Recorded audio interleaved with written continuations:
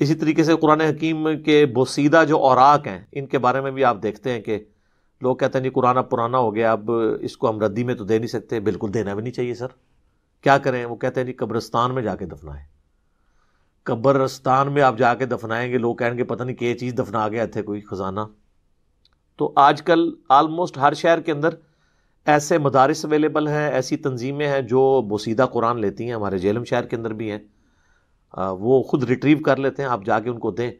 تو وہ باقاعدہ جا کے ڈیم کے اندر ڈمپ کر دیتے ہیں۔ ڈیم میں ڈمپ کرنے کا فائدہ ایٹ لیسٹ یہ ہوتا ہے کہ کنارے پہ نہیں اس طرح کے صفات آتا ہے، لیکن دریا میں آپ ڈمپ نہ کریں، کیونکہ دریا بعض کا جب خشک ہوتے ہیں نا، ڈیم تو خشک نہیں ہوتا، لیکن دریا میں جب ڈیم سے پانی آنا بند ہو جاتا ہے تو آپ دیکھیں ہمارے جہلم شہر کے بھی کئی جب خشک حصے سامنے آتے ہیں تو ان پہ مصحف آپ کو نظر آ جاتے ہیں پڑے ہوئے۔ تو دریا میں اگر آپ نے ڈالنا ہے تو وہ ایسی جگہ پہ ڈالیں جہاں پہ وہ دریا خشک نہ ہوتا ہو، اور وہ بھی ڈالنے کا طریقہ ہے کہ آپ کسی بوری میں مضبوط اس کا منہ پھر لپیٹ کے اس میں وزنی پتھر ڈالیں تاکہ جب آپ اس کو رکھیں تو وہ جا کے پیندے میں بیٹھ جائے۔ اور زمین میں دفنانا ہے، بہت اچھی بات ہے۔ قبرستان میں اس لیے کہتے ہیں کہ جی عام جگہ پہ دفنائیں گے کہ اوپر سے گزر جائے، بے رحمتی نہ ہو جائے۔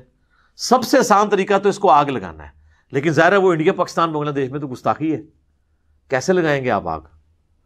وہ تو صحیح بخاری میں حدیث لکھی رہ گئی کہ حضرت عثمان بن عفان رضی اللہ تعالیٰ عنہ نے قرآن حکیم کے جو نسخے جن کی وجہ سے اختلاف پیدا ہو رہا تھا، یہ نہیں تھا کہ وہ نسخے غلط تھے، وہ قرات کے اختلاف والا تھا، تو وہ ان کو آگ لگوائی تھی، انشور کیا تھا تاکہ اس کی کوئی باقیات نہ رہیں۔ کسی نے نہیں ان کو کہا کہ آپ نے گستاخی کر دی ہے۔ تو قرآن حکیم کے پرانے نسخوں کو آگ بھی لگائی جا سکتی ہے شرعی طور پہ، لیکن آپ یہ مہربانی کر کے کسی کے سامنے نہ کریں۔ اگر آپ نے یہ کرنا بھی ہے تو علیحدگی میں کریں، ورنہ آپ کو پتہ ہے کہ یہ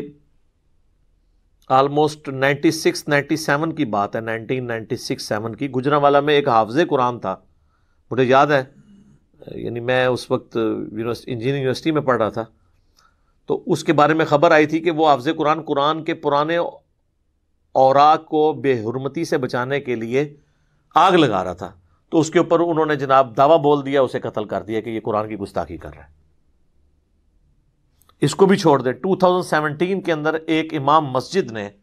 صرف اپنی ذاتی دشمنی نبھانے کی خاطر ایک کرسچن بچی کے اوپر یہ الزام لگایا کہ نورانی قاعدہ جو ہے نا جی، اس نے جو ہے نا وہ کوڑے کے ڈھیر پہ پھینک دیا ہے۔ وہ تو بعد میں اس کے اسسٹنٹ نے بتا دیا کہ اس نے خود پھینکوایا تھا، اس بیچاری نے تو وہاں سے اٹھایا تو اس کے کھاتے میں انہوں نے ڈال دیا کہ جی اس کے کوڑے کے ڈھیر سے جو ہے وہ نورانی قاعدہ نکلا ہے۔ یہ اس ملک کے اندر تو آپ کسی کے ساتھ کچھ بھی کر سکتے ہیں۔ آپ دیکھیں گے کہ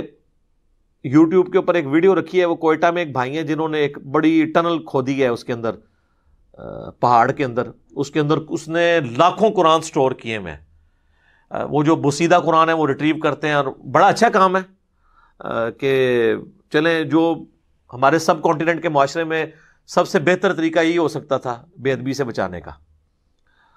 کیونکہ یہاں پہ تو آگ نہیں کوئی لگانے دے گا آپ کو، وہ تو بے ادبی شمار کریں گے۔ اسی طریقے سے جب ہم یونیورسٹی میں پڑھتے تھے تو مجھے پتہ ہے وہاں قریب ایک مسجد تھی، تو وہاں باقاعدہ اناؤنسمنٹ ہوتی تھی کہ جی جنہوں نے قرآن کے بوسیدہ اوراق پڑھے یا پرانے پڑھے ہوئے ہیں مصحف، وہ ہمیں جمع کروائیں، ہم اس کو خود ڈمپ کریں گے۔ وہ جا کے پھر ڈیم کے اندر ڈمپ کر دیا کرتے تھے۔ تو اس طرح کے یعنی ہر جگہ پہ معاملات اویلیبل